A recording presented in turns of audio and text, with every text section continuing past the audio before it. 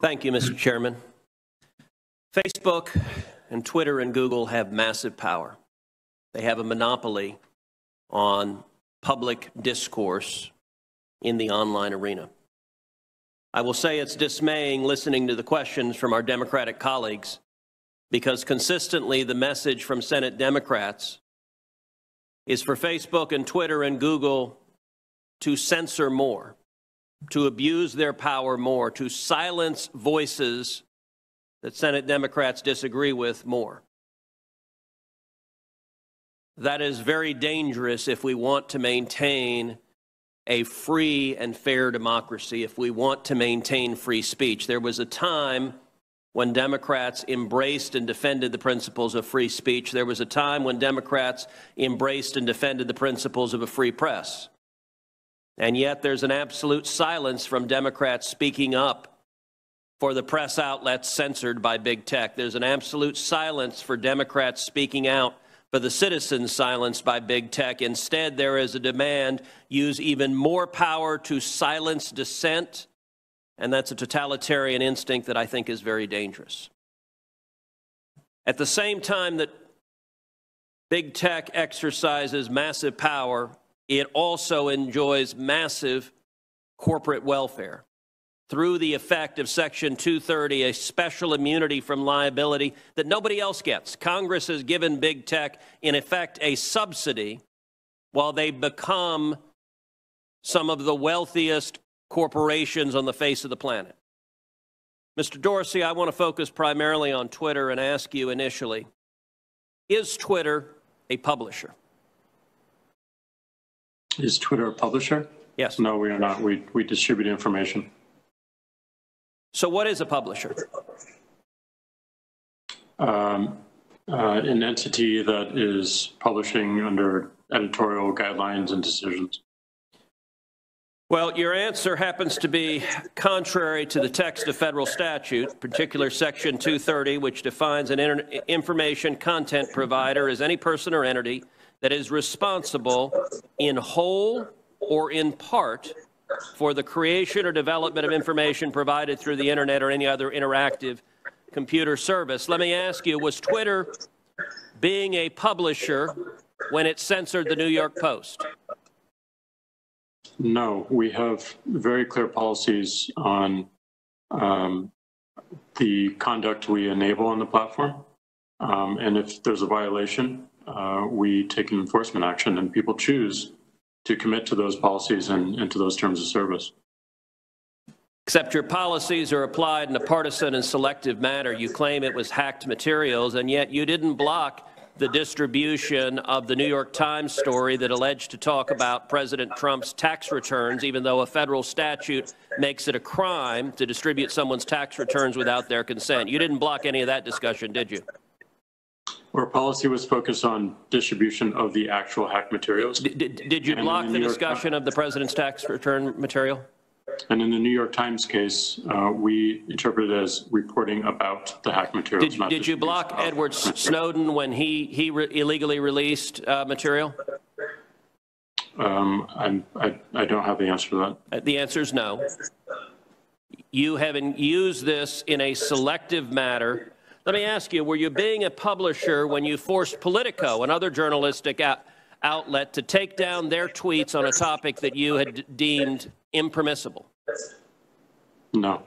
We were enforcing our policy and our terms of service. So on October 15th, Jake Sherman, a reporter at Politico, tweeted the following. I tweeted a link to the New York Post story right after it dropped yesterday morning.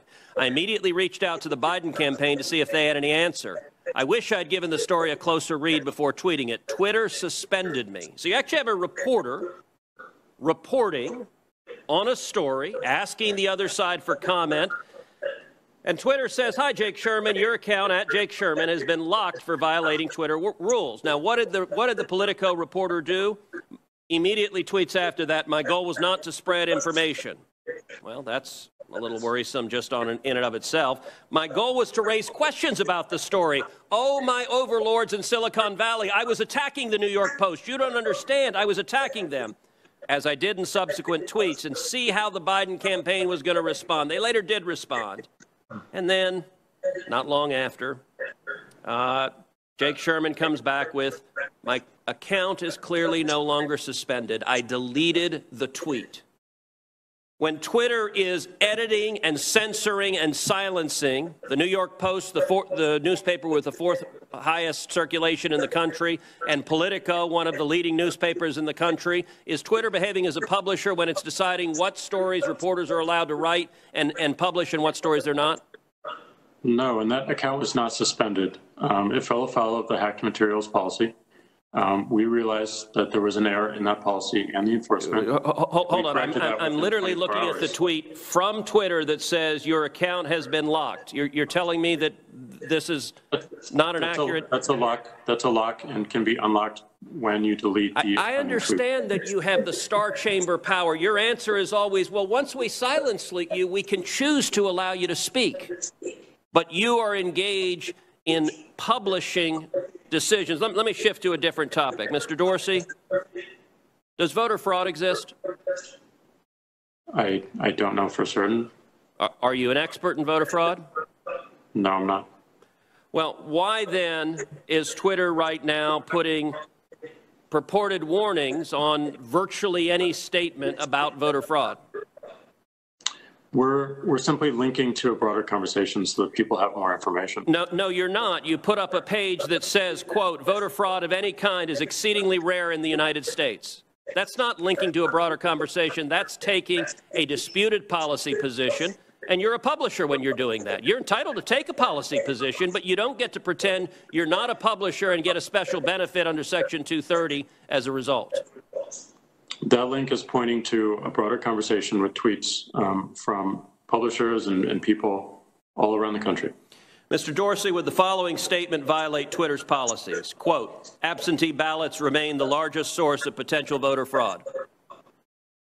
I imagine that we would label it so that people can have more context in read through. How about this quote?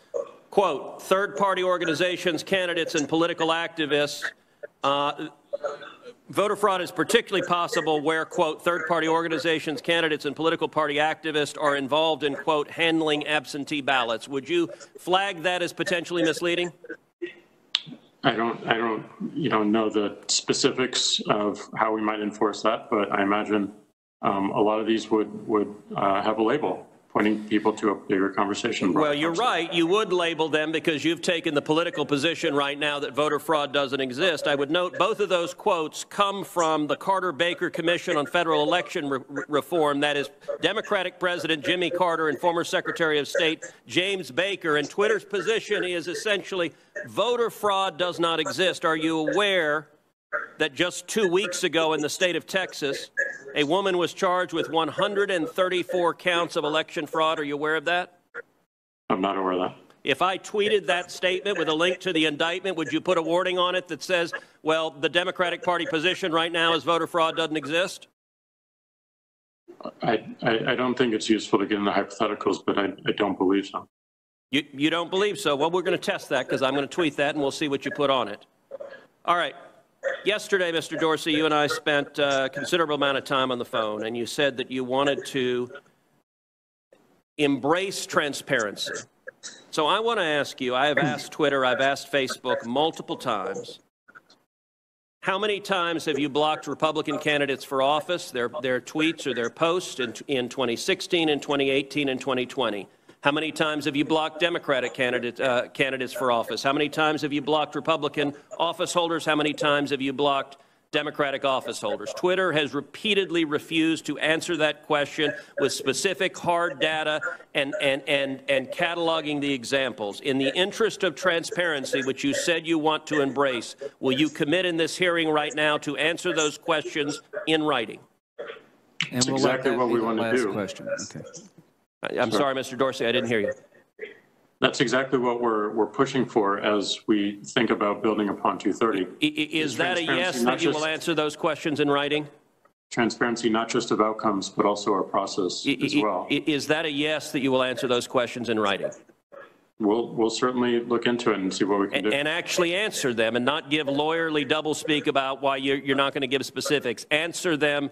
Will you commit to this committee that you will answer those questions?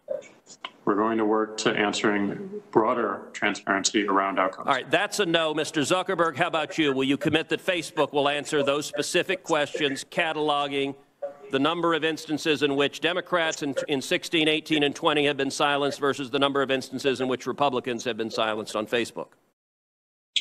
Senator, I'm not sure if we have that data available, but I will follow up with you or your team. Okay, I'm going to take that as a yes, and I'm going to take Twitter. We'll see if it's a yes or transparency is bogus and we don't intend to provide it. Senator Durbin.